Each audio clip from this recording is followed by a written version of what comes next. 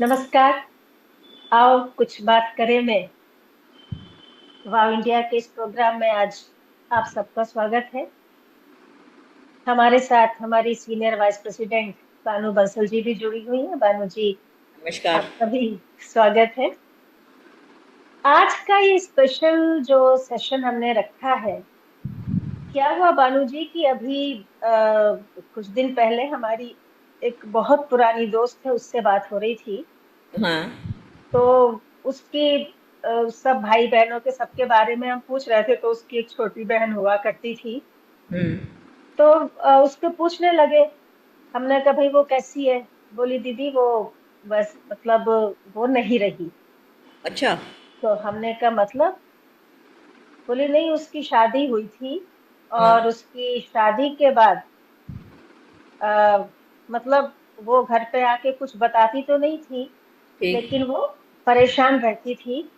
और उसके बाद जब उसकी डेथ हुई तो वो भी एक बड़ा रहस्य था, रहा।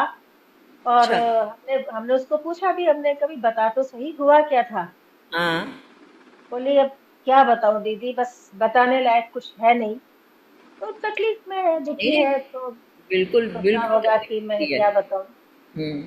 तो बोली कि बस ये समझ लो कि हमारे पास कोई सबूत नहीं है हाँ। कि हम केस कर सकें। ऐसा कोई सबूत नहीं है। हम्म। तो लेकिन पहले वो गई, फिर उसी के सदमे में मम्मी बीमार पड़ गई, फिर मम्मी चली गई। मतलब वो इस तरह से मतलब बता बहुत रही थी। दुखद रहा। हाँ।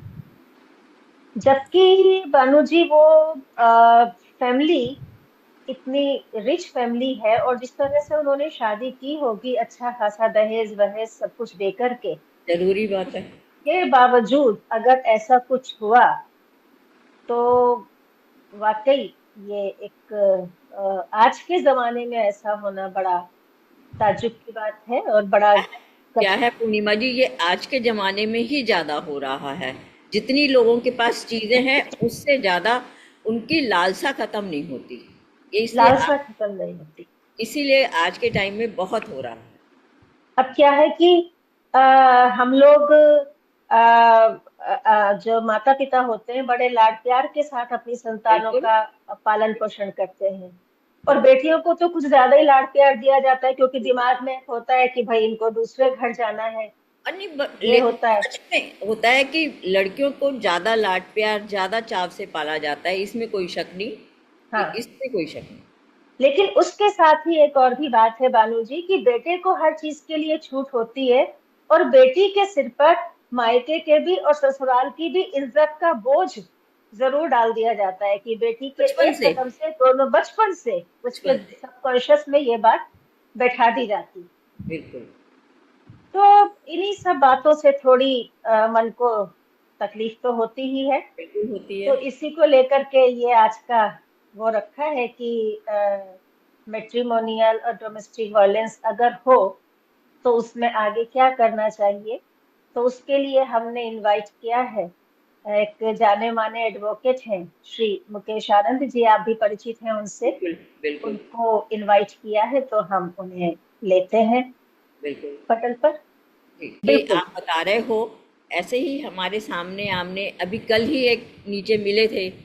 हम्म। एक परिचित मिली थी। हम्म। तो वो बता रही थी कि हम एक लड़की ने लव मैरिज की। शादी से हम्म। पहले वो लोग बहुत अच्छे से उसे आती थी, घर जाती थी तो बहुत अच्छे से रखते थे, और शादी के होने के बाद जब वो उनके घर गई तो वो कहते हैं कि जमीन पे सो। हम्म। और मतलब उसको इतना टॉर्चर किया कि वो सोच नहीं पाई कि ये मेरे साथ हो क्या रहा है।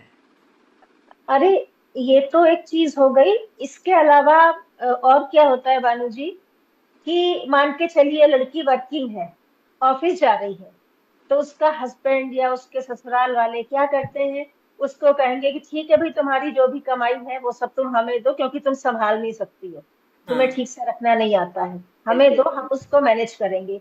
और उसके बाद अच्छा खासा कमाने वाली लड़की भी हाँ। एक एक पैसे के लिए ऐसे। उसे अपने हस्बैंड के आगे या ससुराल वालों के आगे हाथ फैलाना पड़ता है। अपनी ही बिल्कुल। कमाई लेनी है उसको उनसे, बिल्कुल। अपने बिल्कुल। खर्चों के लिए, और बिल्कुल। उसी के लिए उसे उनके सामने हाथ फैलाना पड़ता है। ये बिल्कुल। होता है। इसके अलावा और भी बहुत सारी चीजें होती है कि जैसे दहेज का तो खैर दहेज तो हमेशा का उसमें पीछे रह जाता है, जो रोज के पीछे रह टॉर्चर जाता होते हैं, है। जो रोज के अगर टॉर्चर होते हैं। हाँ, अगर मान के चलो वाइफ काम करने जा रही है, हस्बैंड भी काम करने जा रहा है, उसके बावजूद हस्बैंड बिल्कुल किसी काम में हाथ नहीं बटाएगा, ना कोई ससुराल वाले हाथ बटाएंगे।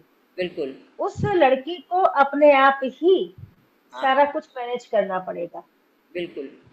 मतलब ये तो समझ लो कि रात को वो सोने में उसे 12 बजेंगे, और सुबह 5 बजे से उठ के उसे किचन का सारा काम करके, सारा कुछ बस समेट के, सब कुछ करके, कपड़े धोने, मतलब इवन सारे जितने तरह के काम होते हैं उसे वो करके जाने हैं, और घर में बस घुसने के साथ शाम को उसे फिर शुरू हो जाना है। फिर शुरू हो जाना है।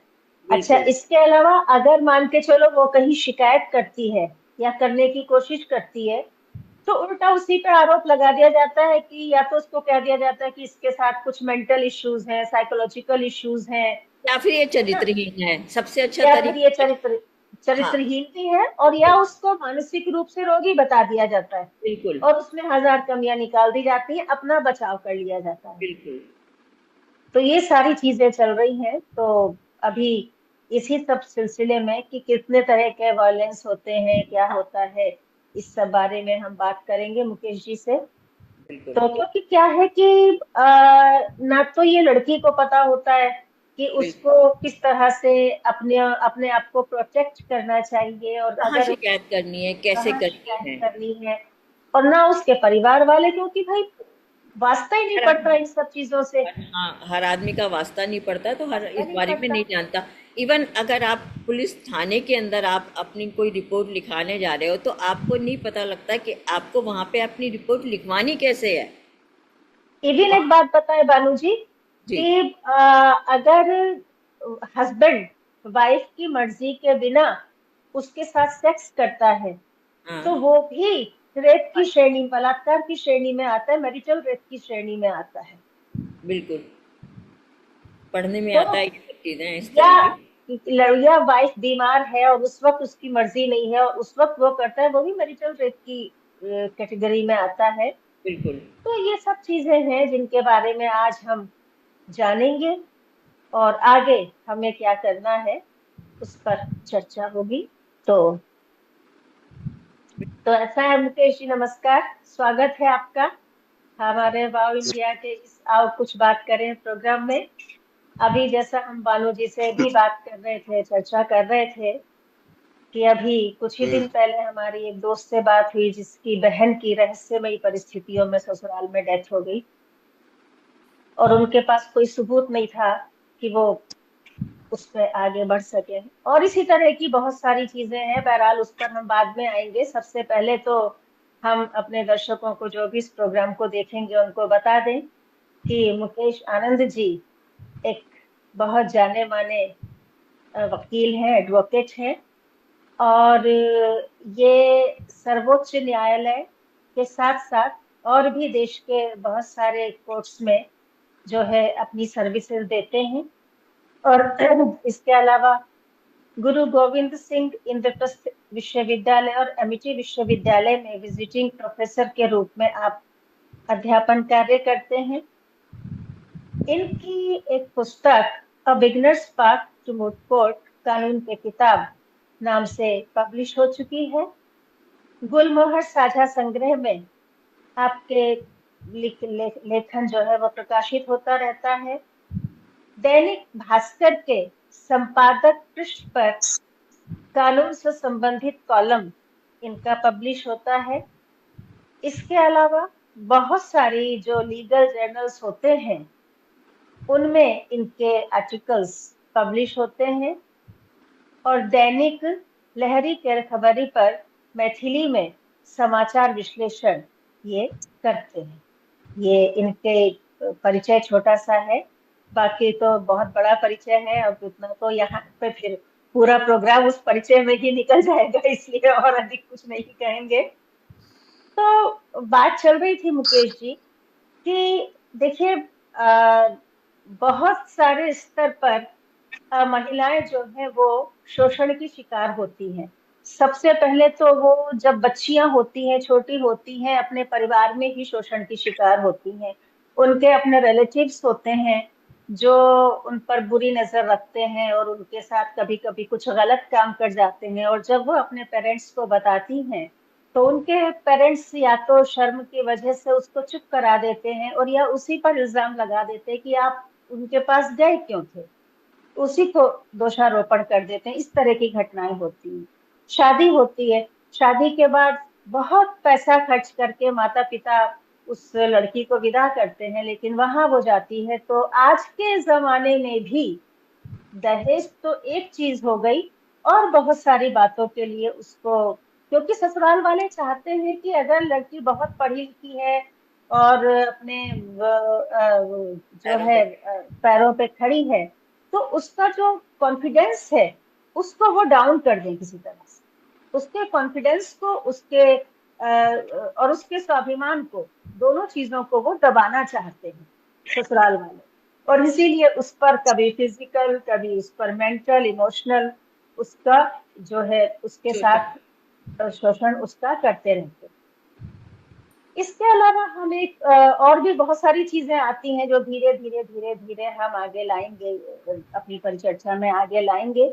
अब जैसे मान के चलिए कि शादी हो गई तो हस्बैंड सोच लेता है कि मेरा तो फिजिकल होना जो है मेरा एक अधिकार हो गया, मुझे सर्टिफिकेट मिल गया कि मैं इसके साथ फिजिकल हो सकता हूँ।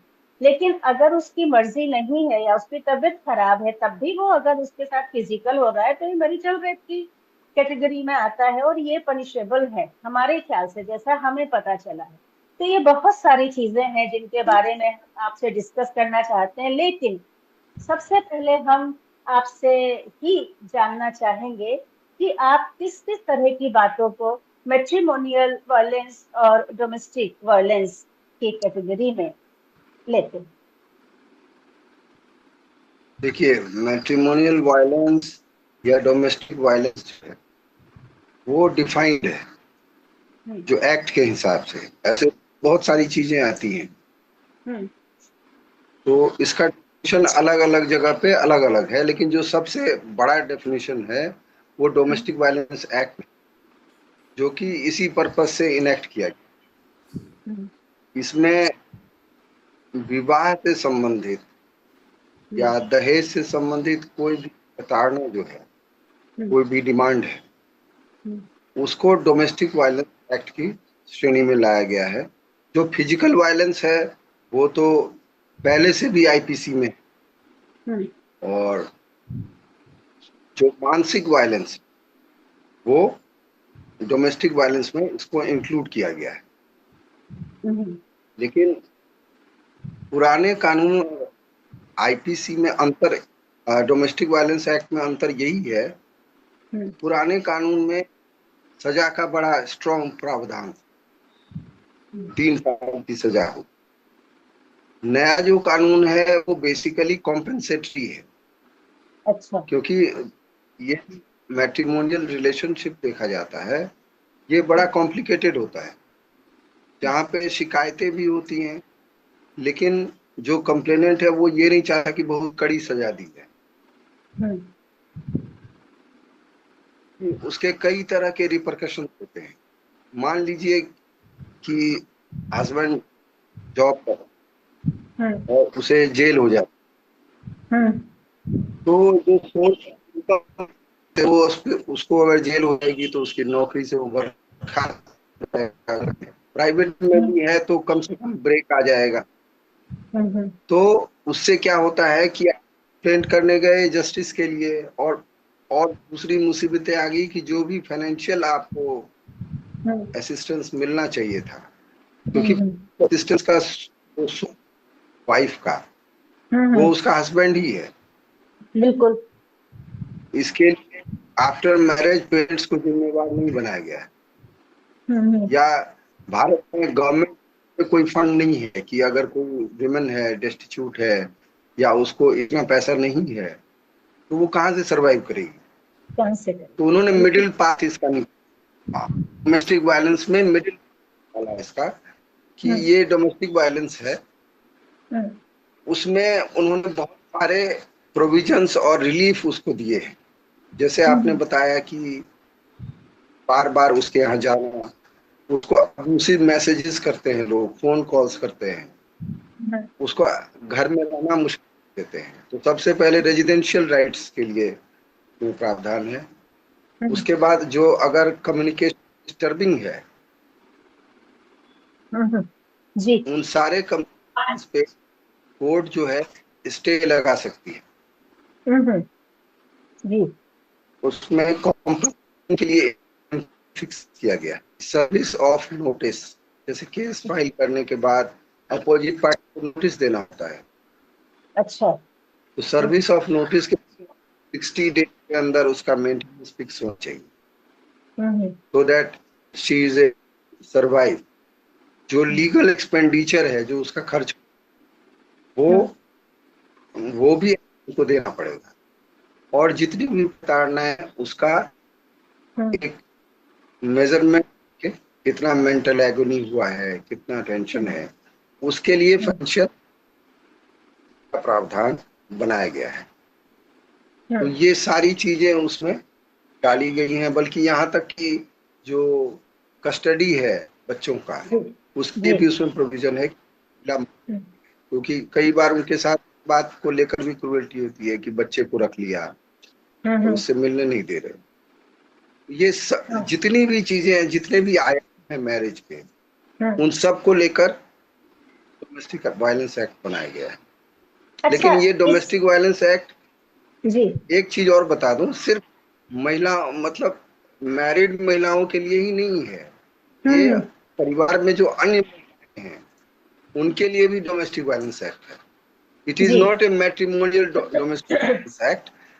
मतलब उसकी सिस्टर है या कोई भी भाभी है, सब इसमें अपना कंप्लेंट दर्ज करा सकते हैं। यहीं पर हम आपसे इसी से रिलेटेड एक आपसे सवाल करना चाह रहे थे कि घरों में जो काम वाली काम करती हैं, हमारी हाउस हेल्प होती है, कई दफा उनमें कम उम्र की बच्चियां भी होती हैं और उनके साथ लोग जो गलत तरीके से पेश आते हैं या उनको प्रताड़ित करते हैं, जो भी करते हैं, तो क्या ये भी डोमेस्टिक वायलेंस भी उसमें आता है? नहीं नहीं, में जो साथ रह रहे शेयर्ड हाउस। अच्छा, शेयर्ड हाउस मतलब अपने, अच्छा, okay, with an intent to remain permanently।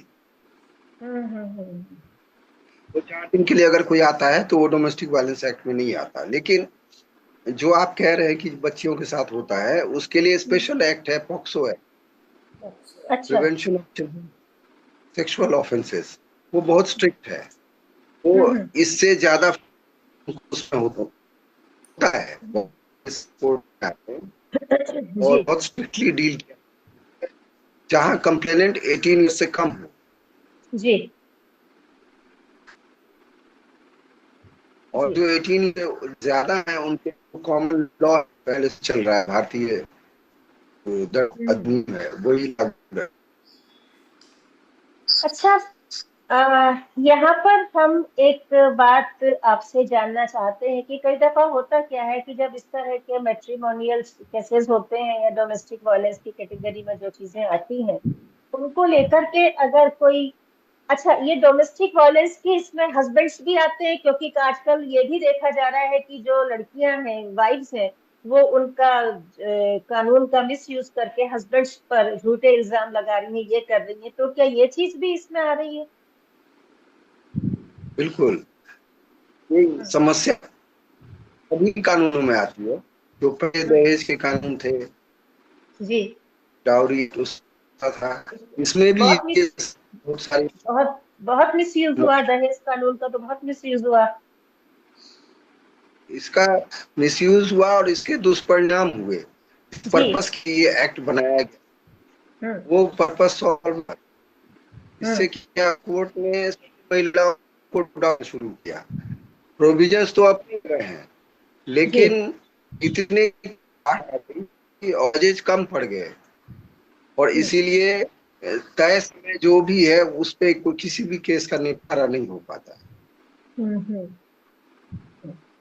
अच्छा, अब तो एक ये चीज एक बहुत यहाँ बड़ी जी बिल्कुल।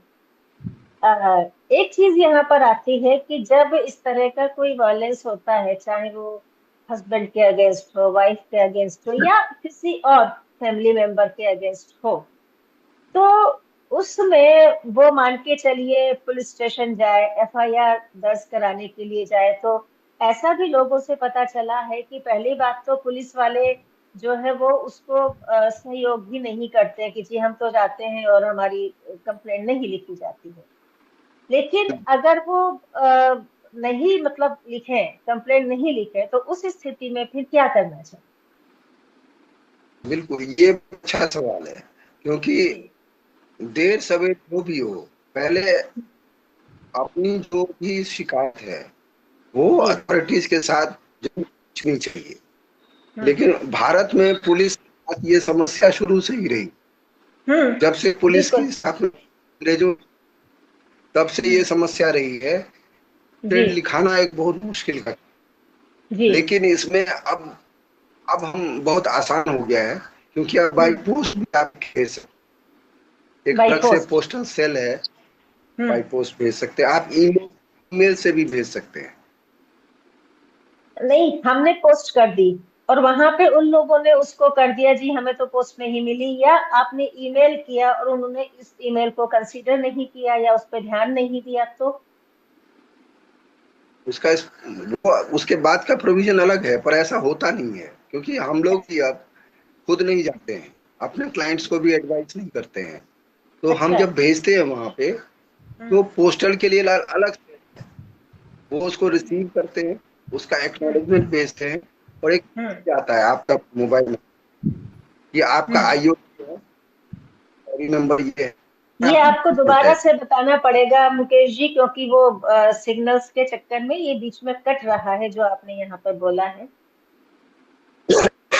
जैसे आप पोस्ट से कोई भी कंप्लेन देंगे, तो पोस्ट जी। से जब पुलिस में कोई कंप्लेन आती है, तो हम्म। उसको रिसीव करते हैं, उसका सेल नंबर हुआ है, आप डायरी, और जो भी उसका आईओ होगा, उसका नंबर और नाम आपके हम्म। मेल पे आ जाएगा। जो उसको रिसीव करेगा कंप्लेंट को, उसका नंबर और नाम हमारे पास आ जाएगा। नहीं, उसका नहीं, जैसे होता है उसका काम में रिसीव करना, जो आईओ है जिसका काम है इन्वेस्टिगेशन, जिसको वो केस अलॉट होता है। कुछ कुछ समझ में ही नहीं आ रहा है। अरे बहुत डिस्टरबेंस है। आवाज नहीं आ रही? आवाज बीच बीच में ऐसे कट रही है कि जरूरी बातें छूट जा रही हैं। हम्म। जी।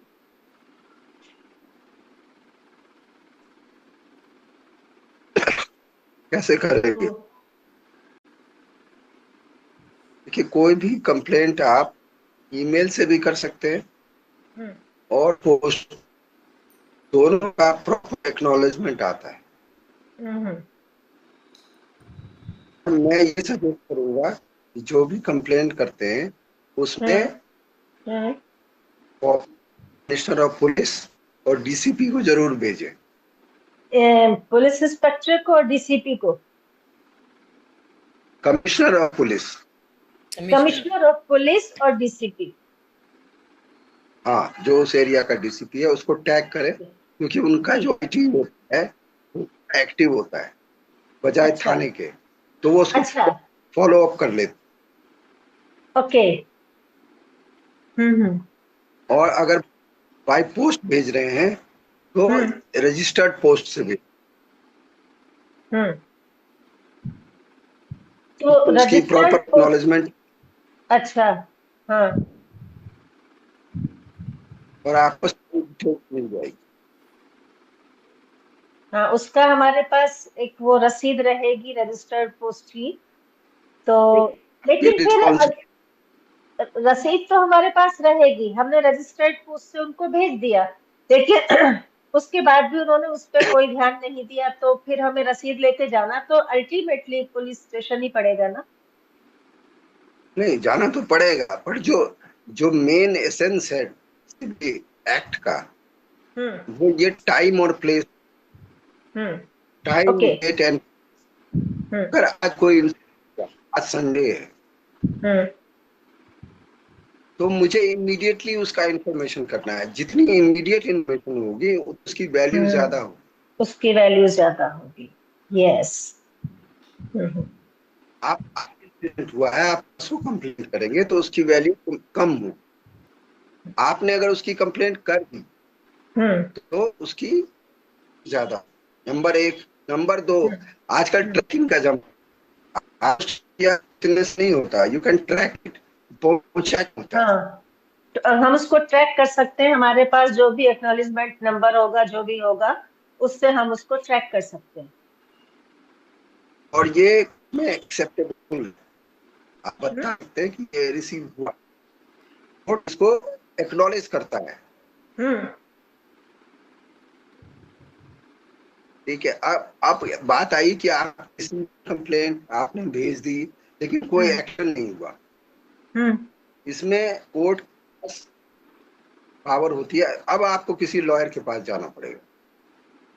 अच्छा, ये जो हमने कंप्लेंट की है, एफआईआर चाहे बाई पोस्ट भेजी है, चाहे रजिस्टर्ड पोस्ट से या ईमेल से, जैसे भी भेजी है, वहां लॉयर की जरूरत नहीं है।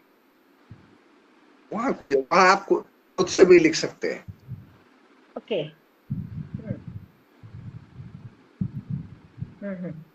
लेकिन अगर बाद आपकी कोई कार्रवाई नहीं होती तो एक प्रिजम्पशन है कि आपकी कंप्लेंट को इस लायक नहीं माना गया, तो उसमें कोई एक्शन लिया गया। उसको ओवरकम करने के लिए अब आप लीगल जरूरत, रिपोर्ट में फिर आपको लॉयर की जरूरत होगी। हालांकि जरूरी नहीं है, अपना केस आप भी लड़ सकते हैं, पर उसमें कुछ टेक्निकल रिक्वायरमेंट्स कि उसकी पिटीशन बनेगी, एफिडेविट बनेगा, फिर उसमें अटेस्टेड होता है। तो ये चीजें प्रैक्टिकल चीजें हैं।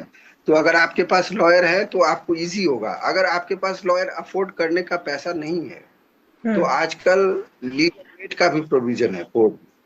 आप जाएंगे वहां पे तो जी, लेट। क्या आपने क्या बताया, किस चीज का प्रोविजन है? अगर हमारे, मान लीजिए चलिए हम लोग नहीं अफोर्ड कर सकते लॉयर, तो वहां क्या प्रोविजन है? लीगल एड है। लीगल एड हमें कानूनी सहायता कोर्ट की तरफ से मिलेगी। वहां पे बताएंगे कि मैं अफोर्ड नहीं कर सकता, मुझे ये समस्याएं हैं, तो आपको कोर्ट प्रोवाइड कराएगा लॉयर, आपको कोई पैसा नहीं लगेगा।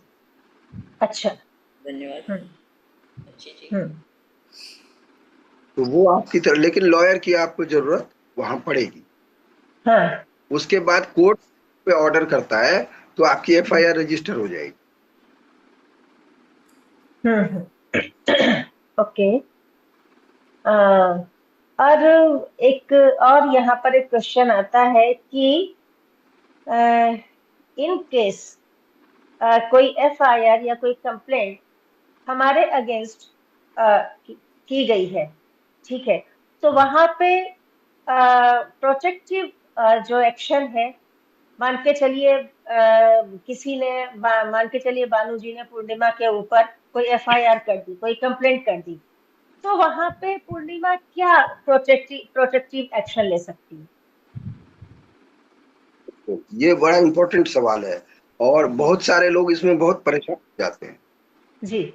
और कुछ भाग जाते हैं, कुछ मतलब कहीं गायब हो जाते हैं डर के मारे। ये सब नहीं करना चाहिए। आपको आइडियली अगर आपके कोई केस हुआ है तो आप इन्फॉर्म करेंगे पुलिस। अनलेस कि कोई बहुत बड़ा केस हो, जैसे मर्डर केस है, उसमें तो इन्फॉर्म नहीं करती है वो। अगर जो मिडिल केसेस हैं जो बहुत सीरियस नहीं है तो उसमें ये प्रोविजन है कि वो एक्यूज को इन्फॉर्म करेगी कि आपके खिलाफ कंप्लेंट हुई है एंड आप पुलिस स्टेशन में आके अपना एक्सप्लेन कीजिए। अच्छा। उसमें ये रहता है कि अगर आप पुलिस स्टेशन गए तो एक तो आपके साथ हो सकता है, अगर पुलिस कई स्टेशन बार गए, पुलिस वाले दुर्व्यवहार हो सकता है, पुलिस वाले कई बार टॉर्चर करते हैं। हाँ, ये भी किस्से सुनने में आते हैं। हाँ, दूसरा ये हो सकता है कि आप अरेस्ट हो जाए, हम्म तारी हो जाए, हम्म इन चीजों से बचने के लिए इसका भी एक प्रावधान है हम्म कि आप आने से या तो एक अपने किसी लीगल प्रैक्टिशनर को अपने साथ ले जा सकते हैं, ये आपका अधिकार है हम्म इस समय में। हम्म इसके अलावा अगर आपको एप्रीहेंशन है कि मुझे अरेस्ट कर लिया जाए, हम्म तो आप बचने के लिए आप एंटीसिपेटरी बेल का प्रावधान, एंटिसिपेटरी बेल, यस जी। हम्म एंटीसिपेटरी बेल आप फाइल कर सकते हैं कि हम्म मुझे एप्रीहेंशन है, अरेस्ट कर लिया जाएगा। तो हम्म कोर्ट अगर कोर्ट वो पुलिस को भी बुलाती है, टेकिंग इंटू अच्छा। अकाउंट ऑल फैक्ट्स, हम्म वो आपको प्रोटेक्शन देगी। चाहिए हम्म आपको, आपसे पूछ, आपको अरेस्ट नहीं किया जाए अच्छा। हाँ, अगली डेट तक। पर जी। पूछताछ में कोई ऐसी चीज आती है जो अरेस्ट के लायक है, तो कोर्ट हम्म को पुलिस इन्फॉर्म करेगी कि तू अरेस्ट है। हम्म कोर्ट असेस करेगी कि जरूरी है, क्योंकि हम्म अरेस्ट के भी कुछ नियम, कि हम्म अगर उनसे कोई इंफॉर्मेशन ऐसी चाहिए जो वैसे नहीं मिल सकती, उसके लिए अरेस्ट करना जरूरी है। हम्म उसको लेके कहीं जाना है, तो उन हम्म सब चीजों को उसका एक वो बहुत लंबा चौड़ा उसका जुरिस्प्रूडेंस है, तो वो हम्म सबको जानने की जरूरत, वो बहुत कॉम्प्लिकेटेड है। तो हम्म उसके अगर आप प्रोटेक्शन कोर्ट देती है कि आपके हम्म साथ कोई टॉर्चर ना हो, मेडिकल टेस्ट हम्म कराना चाहें after the investigation, before the hmm investigation, या लीगल हम्म प्रैक्टिशनर के साथ जाना है, तो हम्म ताकि आप तो वो वहां से को इन्फॉर्म कर सके या कोर्ट को इन्फॉर्म कर सके। तो ये हम्म सब एक प्रोटेक्शन उन्होंने सेंस बनाने के लिए किया हुआ है कि हम्म कंप्लेनेंट और वो कंप्लेंट जरूर हम्म रजिस्टर हो, हम्म फिर उसके साथ दुर्व्यवहार। फिर कटा।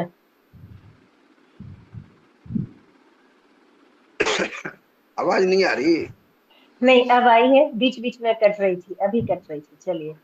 अ, अ, अच्छा, मैट्रिमोनियल जो केसेस होते हैं उनमें जो क्रिमिनल एक्शन होते हैं उनके बारे में। कौन सा सेक्शन है बताइए?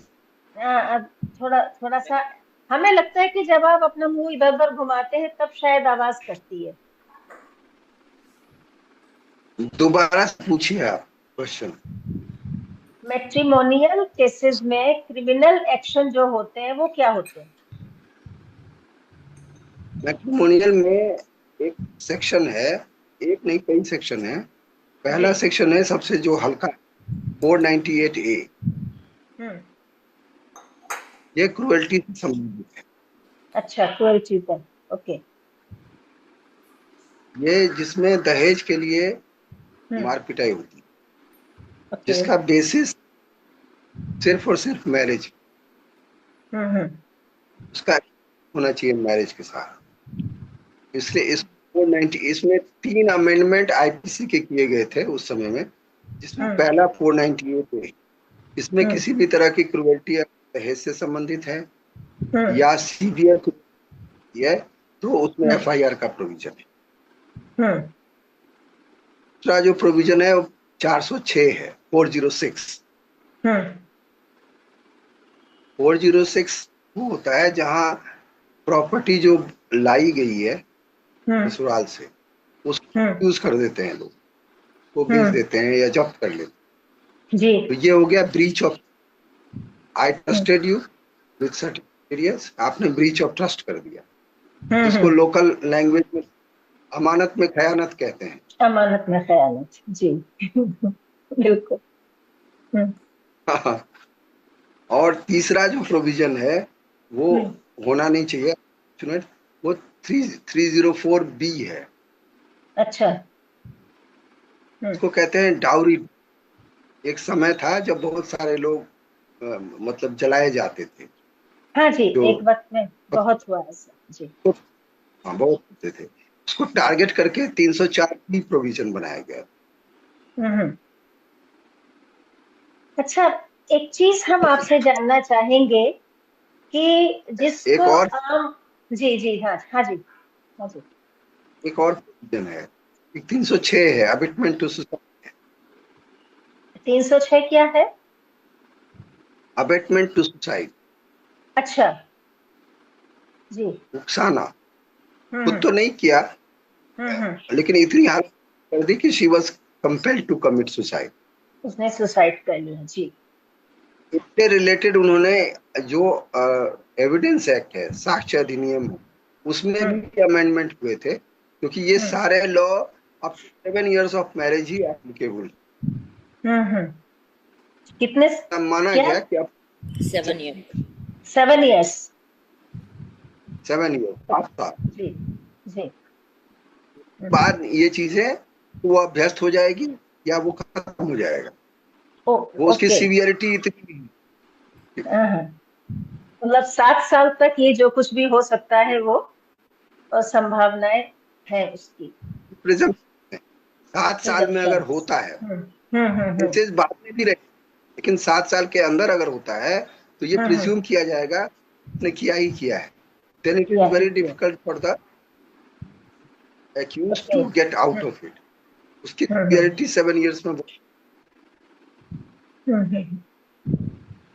अच्छा, अब हम आपसे जानना चाह रहे थे कि अक्सर ये क्वाजी क्रिमिनल के बारे में सुनने में आता है, तो ये क्या, पहले तो ये है क्या, उसके बाद इसकी प्रोसीडिंग्स क्या है?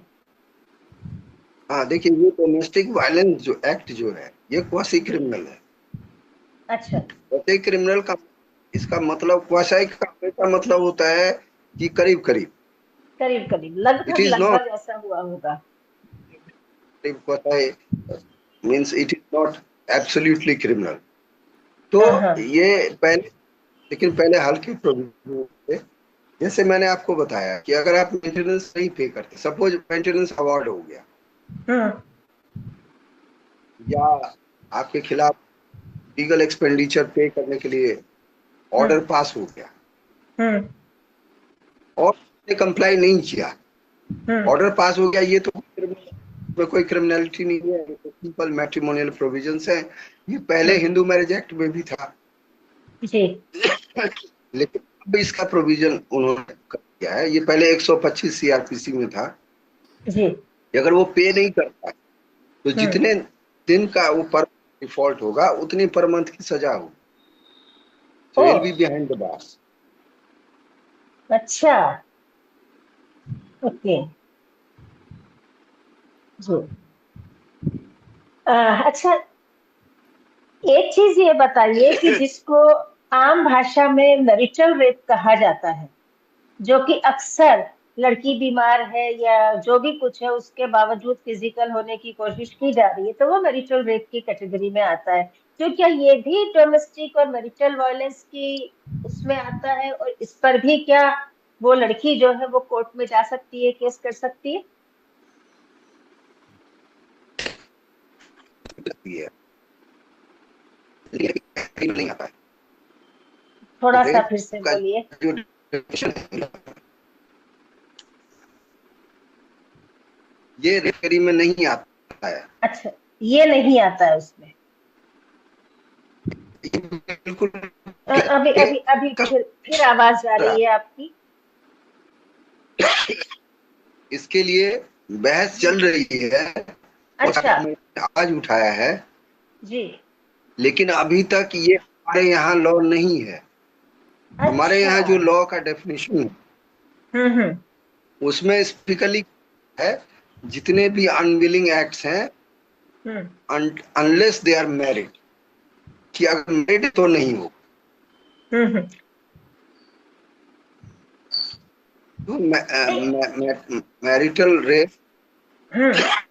एक सिविल, आप एक क्रुएल्टी के रूप में उसे डोमेस्टिक वायलेंस में या डिवोर्स के ग्राउंड में ले सकते हैं, ले सकते हैं। अच्छा जी।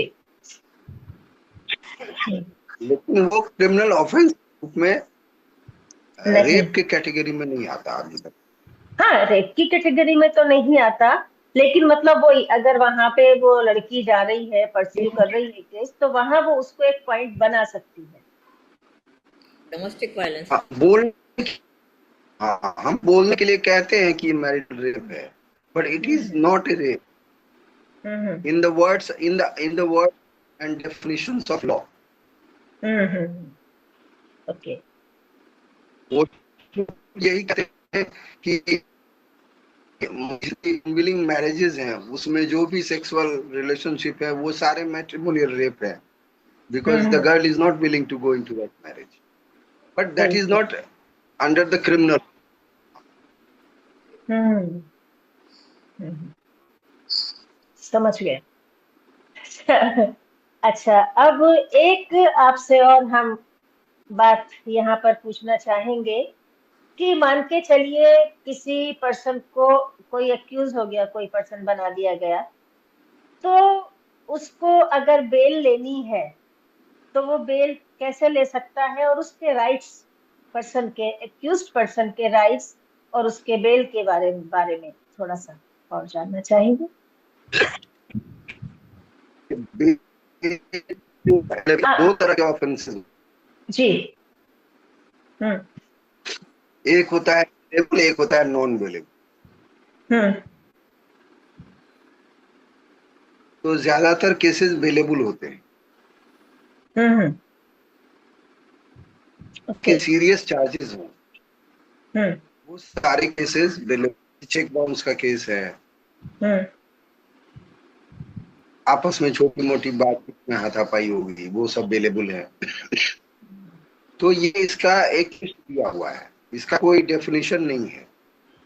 अच्छा। जितने भी ऑफेंसेस हैं हम्म उनकी कैटेगराइजेशन है, ये हम्म बेलेबल है और अनबेलेबल। हम्म। हर हर सेक्शन कई कैटेगरीज में बांटा जाता है। हाँ, आपको फिर से बोलना पड़ेगा।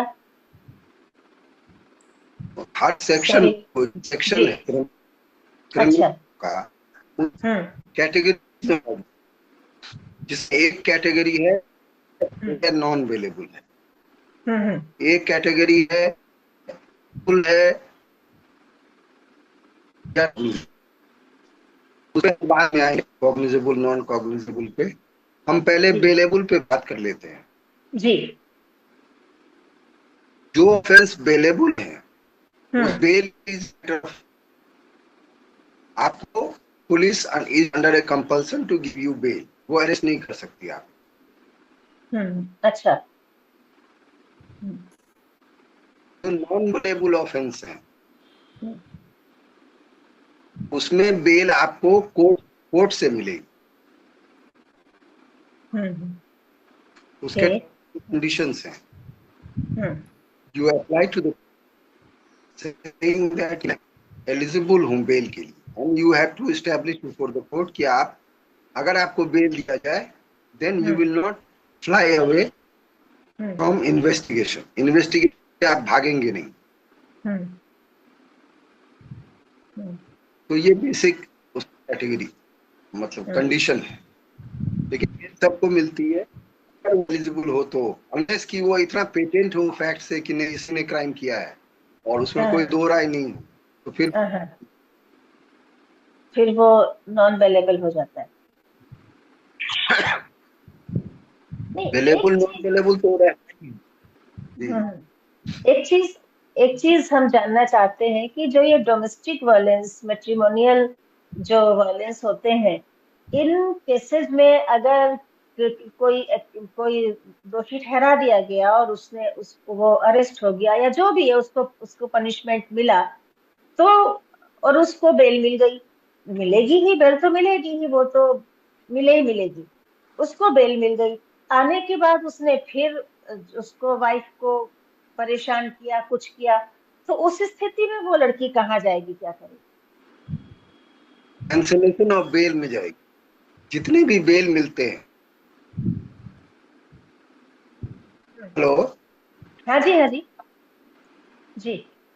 बेल का बेल का बेसिक कंडीशन ये है कि हम्म आप किसी भी को हरास नहीं करेंगे। हम्म। नहीं, वो खुद नहीं करे, किसी न- और के माध्यम से करवाए, तब भी वहां पर क्या?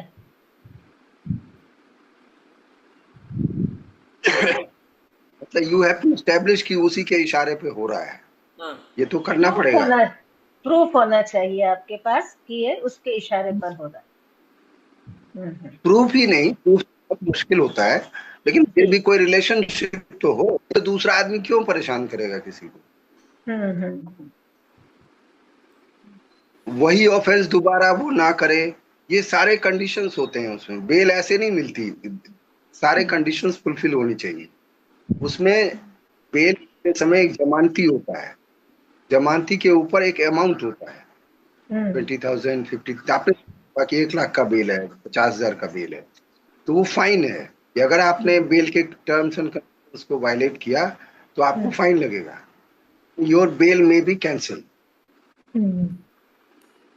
बेल कैंसिलेशन हो जाएगी, then you have to again go back to jail. तो ये सिग्नल्स के डिस्टरबेंस के बावजूद आज बहुत सारी बातें मुकेश जी आपके साथ हुई, और आज तो हमने इन जनरल एक ये डिस्कशन किया है। अगली बार कुछ स्पेसिफिक चीज लेकर के उस पर डिटेल में बात करेंगे। अगली बार कोई स्पेसिफिक वो लेकर के उस पर डिटेल में हम लोग बात करेंगे। इतनी जानकारी मिल जाए ये भी बहुत है आम जन के लिए। तो बहुत सारी चीज तो हाँ बहुत जी बहुत धन्यवाद मुकेश जी आपका। बानू जी आप बताइए जी। आपका। ऐसा है, जो हमें बेसिक्स भी नहीं मालूम थे कि हमारे साथ अगर कोई है या हमारे साथ आसपास में इस तरह का कोई माहौल बन रहा है, तो हमें किस तरफ जाना चाहिए, किससे हमें इस तरह की एड मिलेगी, किस तरह से हम पुलिस के पास जाएं या वकील साहब के पास जाएं, तो हमारे पास कहने के लिए क्या होना चाहिए। पहले हम उनको अपनी बात समझाएंगे, तभी तो हम उनसे समझ सकेंगे। तो आपने जो बिल्कुल बेसिक सी बात बताई है वो वाकई में ज़रूरी थी, जिसे जिसे एक अनजान आदमी बिल्कुल नहीं जानता। बिल्कुल। तो आपका इन सब बातों से हमें थोड़ा सा तो जानकारी मिली है, और आगे हम आपसे और जानकारी लेने के लिए फिर मिलेंगे। आज के लिए बहुत बहुत धन्यवाद आपका, बहुत बहुत आज धन्यवाद। के डिस्कशन का मकसद ही ये था कि बेसिक्स थोड़े से पता लगे, उसके बिल्कुल, बाद धीरे धीरे हम लोग से आगे आगे बढ़े। जाएंगे। तब तो आपका बहुत बहुत आभार। तब नमस्कार। नमस्कार जी।